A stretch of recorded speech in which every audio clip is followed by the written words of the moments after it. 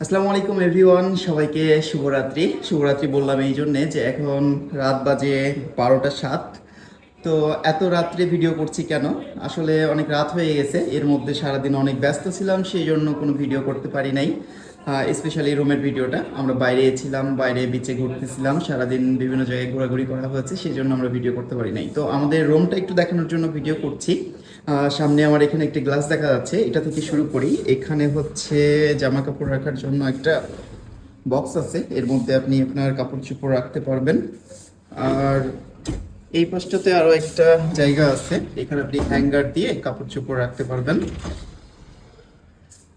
এই পাশটা রুমের এখানে একটা টিভি দেওয়া আছে, এসি আছে।